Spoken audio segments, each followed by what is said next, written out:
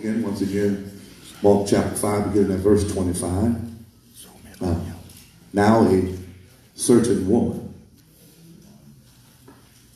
had a flow of blood for 12 years and had suffered many things from many physicians. She had spent all she had and was no better, but rather grew worse. When she heard about Jesus, she came behind him in the crowd and touched his garment. For she said, somebody said, she said, if only I may touch his clothes, I shall be made well. Amen. The heavens and the earth shall both pass away. The word of our God shall stand forever. If you would help me on today by looking to your neighbor. Say, neighbor, I don't know about you, but I'm moving from vision to victory. And that's what we want to talk about just for a few moments. We want to speak from the thought. I'm moving from vision to victory. I'm moving from vision to victory. Come on, give God a great big God bless you for our ushers on today. Come on, bless God for our ushers. Come on, how about this choir, y'all? Come on, give God a great big God bless you for our musicians, oh God. Amen, amen. Special thanks for yourselves. Come on, bless God for yourselves. Amen. Amen, amen, amen, amen, amen. Just before we start, can you lean on me and tell your neighbor, say, neighbor, you can stay where you are and how you are. But as for me, I'm moving from vision to victory. Amen. Amen.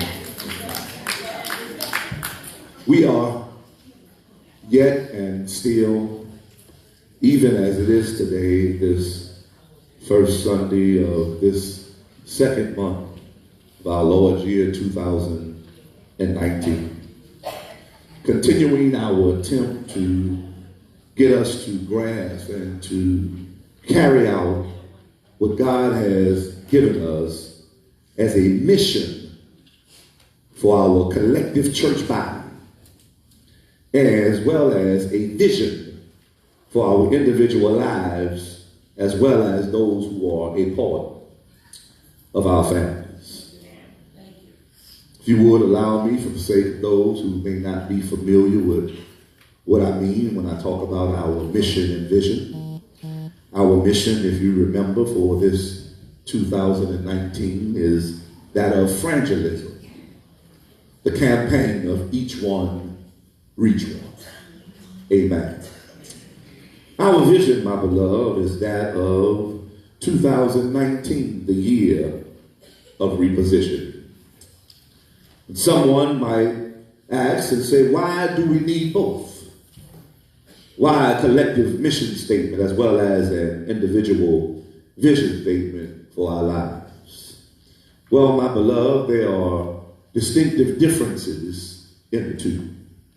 First of all, a mission statement is that for our organizational structures, what we plan to do. Can I get some help up in here? Right.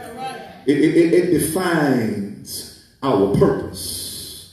It says that what the organization does. It speaks to who the organization would do it for. It says how the organization will go about doing it, and ultimately why will the organization do it in the first place. But when we consider this mission statement, we have to realize that in the corporate world, a mission statement is usually based on the changing economic realities of the community in which that business may serve. Stay with me, I'm going somewhere. But when we come to a vision statement, my beloved, there is a bit of difference, because a vision statement defines the foreseen desire of that particular person. It expresses the mental picture that is seen, or the aspiring achievement that we're looking to grab hold to. Unlike a mission statement, my beloved, everyone in the organization should be able to articulate the purposes or the particulars of the vision, of the mission rather. But when it comes down to a vision statement, you may not know the who, the what, the when, the where. You may not know all the particulars. The one thing that you do know is that I'm going somewhere and I'm going to do what it takes to get there. So, my beloved, when we look to this narrative in Mark chapter 5, I told y'all I'm just going to talk to you now. We are afforded the privilege and the opportunity of entering into a day in the life of a woman who seemingly had exhausted all of her hope and help, but made one last desperate attempt at moving from what she saw to what she wanted. Can I get somebody to talk with me now? Bible disclaims that she didn't know all the parts of the equation. She didn't know the what, the how, and the why. Can I get somebody talking to me? She didn't know what would happen to her. She didn't know how it would happen to her. She didn't even know why it would happen to her. But by faith, my beloved, one thing she did know, she knew the who would make it happen. Now, upon initially hearing the language of our subject, my beloved, it immediately communicates to us some particulars as it relates to this subject coupling with our text. This subject makes the declaration, I'm moving from vision to victory. It first of all, when we break it down, we discover that it says I'm, which means personal. It says I'm moving, which requires personal action. It says I'm moving from, which requires personal action, which refers to intentionally departing from one place to another. Says I'm moving from vision, which says that I've seen where I want to go. I visualized it in my mind. But finally it says victory, because I realize no matter what happened, I'm going to achieve my goal. Our perspective of which, my beloved, has a direct impact upon our attitude as well as our responses. Also affects the way we view ourselves. It affects the way we view the things that we're faced in life. It affects the way we see life as a whole. And as a result of this weighty influence that the eyes of our mind has upon our lives, it ultimately determines how we live our lives. I told you I just want to talk to you this morning. It affects, and it causes, it says that if we view things the wrong way or the right way, we will go through life either negatively or positively. I wish I had somebody here today. It affects us to the point where we will go through life either lovingly or hateful. Are you here today? It affects us so much and so until we will go through life either thoughtful or thoughtless. Come on, talk back to me now. It affects us so much until we will be concerned or indifferent. As a matter of fact, it affects us so much and so it says whether we would live our lives either in bondage or in freedom. I wish I had some Christian folk here today. And knowing how the eyes of our mind affect us, the devil preys upon our perspectives. Are you here today? He knows that if he can get us to view something that's a prescribed blessing of God as a curse, we would abort the plan of God for our lives, thereby forfeiting the blessings of God upon our lives, all because we went the opposite direction of God and did what was contrary to the will of God for our lives. Let me see if I can make it plain. God told Adam, you don't eat off of you can have any tree in the Garden of Eden. But the one tree I don't want you to touch is the tree of knowledge of good and evil. He told that to Adam. And men, we always beat up on Eve, but we have to understand Adam had a prayer life because every day in the evening time he would talk to God. But the Bible never said in here. I ain't got no help up in here. But I need to tell some church folks something that sometimes you need to watch it, because if you're not praying, the devil will prey on you. And we wonder why folk are being used by the devil in the church. You can tell, because the devil will never mess with folk that's praying. And when he comes and mess with folk that pray, he wouldn't have a foothold in, because you know what God says. You can't say what God said if you don't know what he already said. I'm going to say that one more time. Y'all just hear that. You can't go around speaking what God says if you don't know what God has already said. I ain't got no help up in here. Flip side, flip side, flip side, flip side. Well, he went to Jesus in Matthew chapter number 4, and the Bible says that after Jesus fasted and prayed, he tried to trick Jesus into going contrary from the will of God. But Jesus had a prayer life. Y'all ain't talking back to me. The Bible says that the angels ministered unto him because he had a connection to God. And I need to put somebody on water today. You need to make sure that no matter what you're doing in your life, no matter what you're going through on your daily basis, you need to always pause and have a conversation with God. Let's do a little housekeeping. I'm not going to be able to preach all this today. So as Sister Love said, you're going to have to stay tuned the next week. When we take this chapter into consideration as a whole, we discover that there are some things housed within the bounds of the entire chapter. When we consider the chapter, we discover that there are 3 different narratives in this particular chapter, with all of them having 3 different situations, but they all have the same concluding results. Are y'all gonna talk with me in here? First of all, the chapter begins with a man who was possessed by a demon. Finally, it ends, watch this now, with a man whose daughter had died. Are y'all here today? But right there in the middle, Jesus, was a woman who had an issue of blood for 12 years. Now watch this now.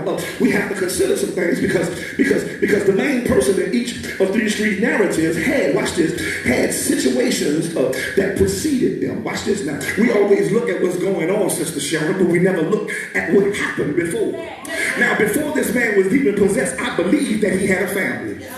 I ain't got nobody talking to me.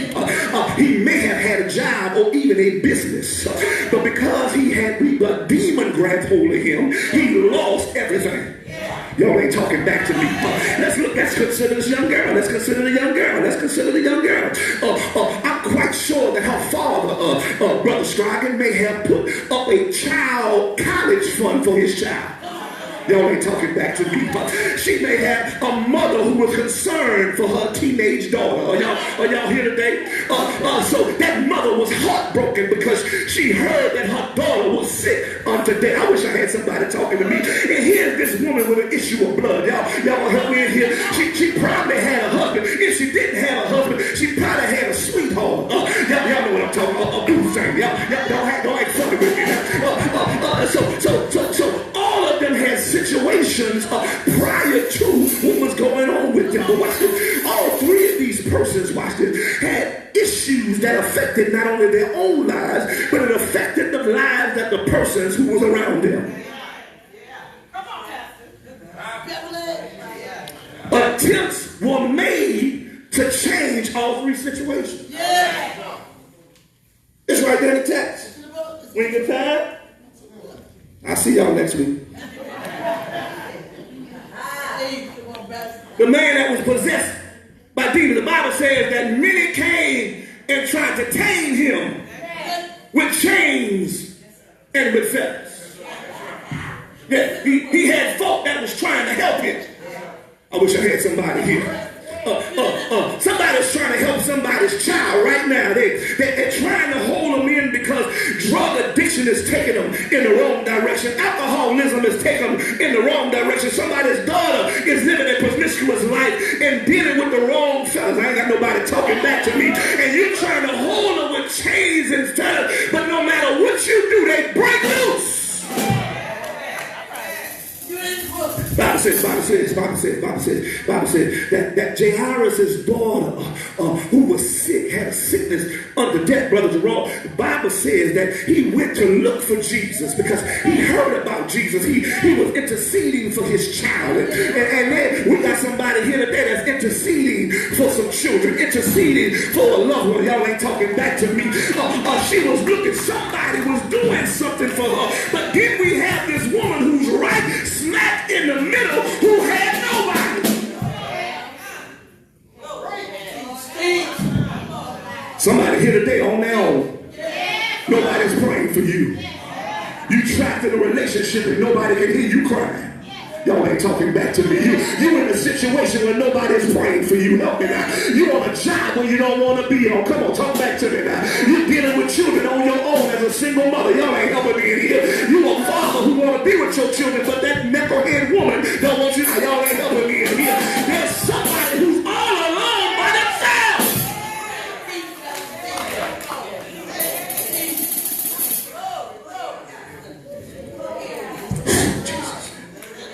We going, somebody gonna get delivered today. I'm sorry, somebody gonna get delivered.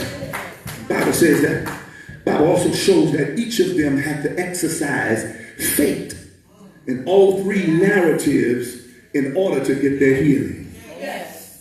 The man had to stick his head up in the midst of a demon that called himself Legion and declared that it was many. But he had to fight through the muck and mire of that demon to stick his head up to say, Lord, have mercy. Ain't got nobody talking to me in here. You can sit there and keep your mouth quiet, closed if you want to, but they say the closed mouth don't get saved. But you need to open your mouth and let God know that you want him to have mercy on you. Is there anybody here that wants God to have mercy on your situation? You need to open your mouth now and say, Lord, have mercy.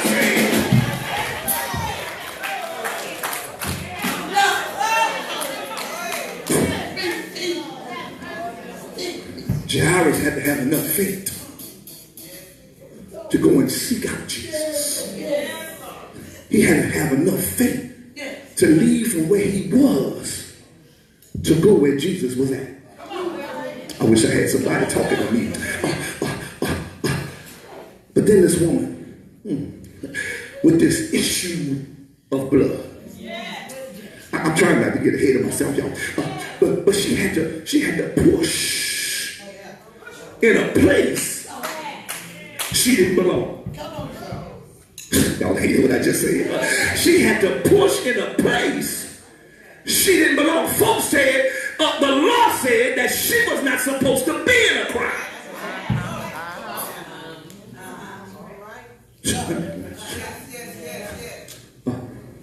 Lord have mercy. Lord have mercy. My beloved, we have to understand something. That what Jesus intentionally,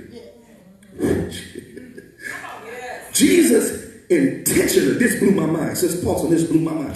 Jesus intentionally healed the man that was demon possessed. He did it on purpose. He said, come out of here. Y'all gonna talk back to me now? Y'all gonna help me in here? He looked that demon in the eye and told that demon to come out. Yeah, that's something in here where God had looked at that demon in your life, told that demon of nicotine to come out your life, told that demon of alcohol to come out your life, told that demon of adultery to come out your life. God has looked that demon in the face, but then that knows somebody's interceded for you and they've asked God to call a demon out of your life.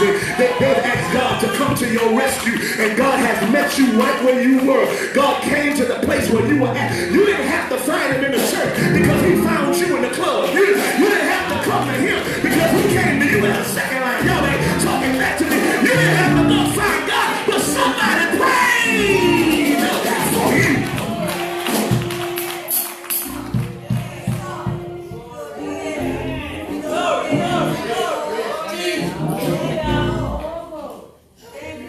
So the man that was demon possessed, he was healed on purpose.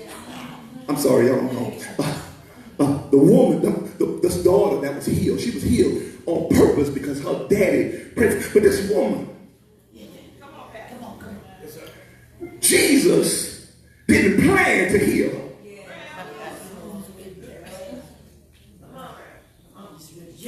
I used to cut class too. Sister Cooper, tell Coach Cooper, she'll tell you, I used to cut class too. I used to stay in the gym. They thought I had 7 gym classes. Amen. I used to cut class too.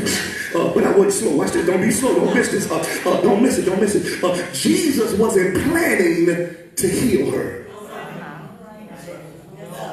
He was coming from A to get to B, which was from the man at Gennesareth who had the demon spirits to the little girl who was dying at Jairus' house. I ain't got no help up in here, but y'all missing this, y'all missing this, y'all missing it. God may not be on his way to you. He may be leaving from brother so-and-so to get to sister so-and-so. But I don't know about you, God is about to reposition somebody. So allow you to get to the front of the line. You don't have to wait until Jairus' daughter is healed. But God said you can be healed right now. The only thing you got to do is press your way in the crowd to let everybody know I don't care what you say about me. I don't care how they talk about me. I want my breakthrough now.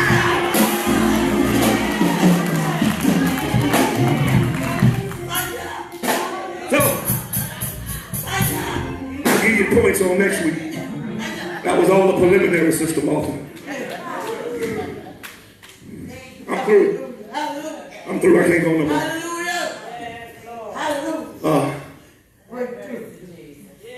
We don't have to. I gotta stop y'all.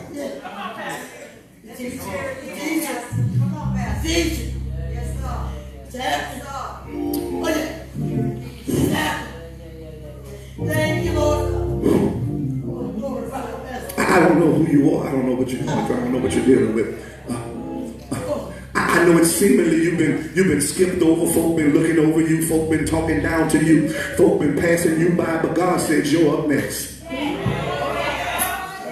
Y'all just missed what I just said. God said you up next. God said your blessing is on the way. You the next one in line. It doesn't matter. They may have skipped over you for the house you wanted, but God said he got the house you're supposed to get. Y'all ain't talking to me over here. Y'all not talking to me. They may have skipped over you for a promotion, but God said he has the perfect job for you. I ain't got nobody talking to me in here. God said they may not have looked at you before,